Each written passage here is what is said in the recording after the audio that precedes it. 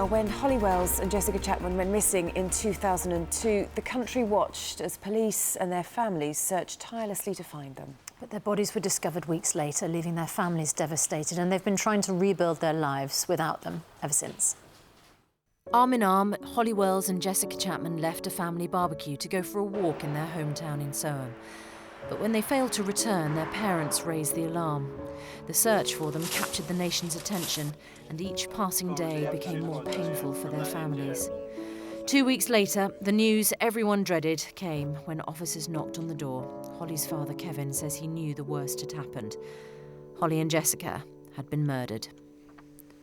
School caretaker Ian Huntley was given 2 life sentences for their murder and remains in prison.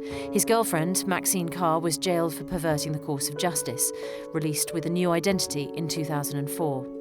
For Holly and Jessica's families, sorrow still remains, but Holly's dad said losing his angel would not break him.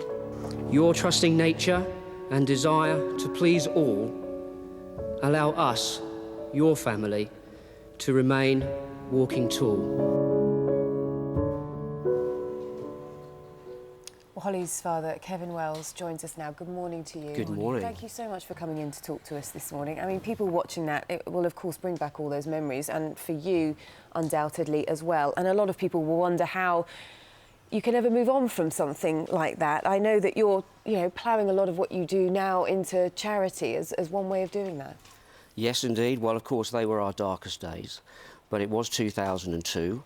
And we kind of pledged that we would make sure as a family we could do something positive from losing Holly afterwards, of course.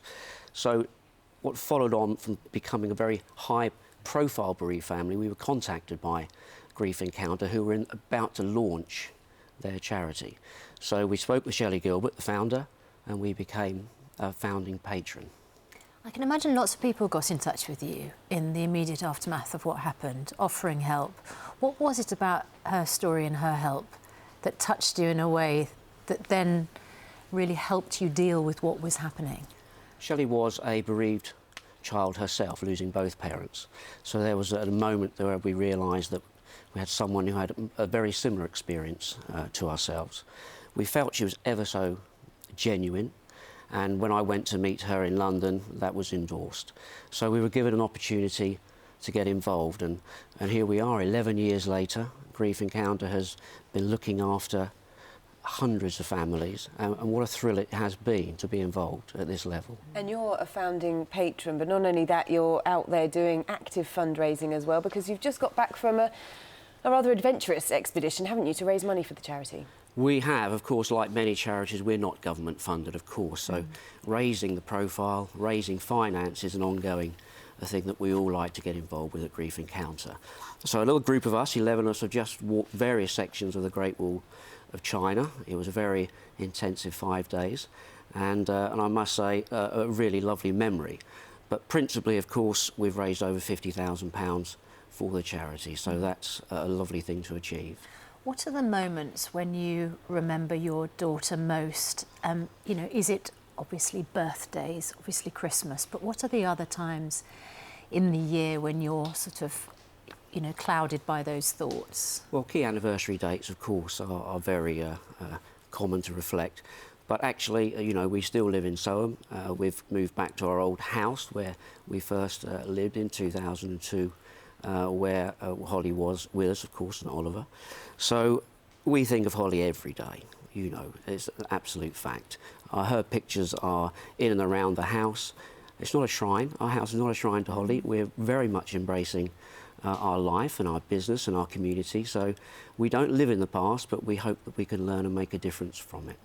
And Holly would have been 24 this year, wouldn't she? How do you feel about the fact, Ian Huntley's obviously still behind bars for what he did. Maxine Carr, though, is out there living as somebody else now, isn't she? Yes, we don't reflect upon it at all. It's been through the court process, we accept the outcome, and we focus our attention on other areas. Yeah, and what would you like people to be thinking this morning as you're talking about the loss of a child and a charity which is all about children having to deal with the loss of their parents as well? Yes, for example, children under the age of 16, 1 in 29 will lose a parent this year in the UK. I mean, it's a staggering fact. That's 1 in every classroom, in effect.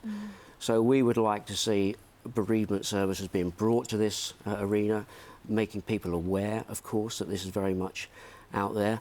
Then later in November, the 19th to the 25th, we're going to have a very first inaugural National Child Awareness Group, a week of it. Excuse me, I stuttered on my words there.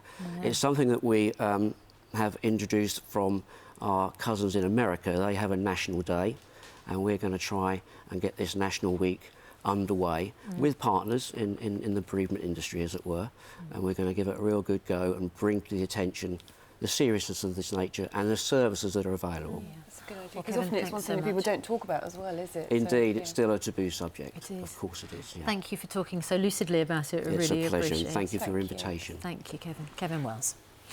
It's 8:15. Here's Sean with the news headlines. Our top stories.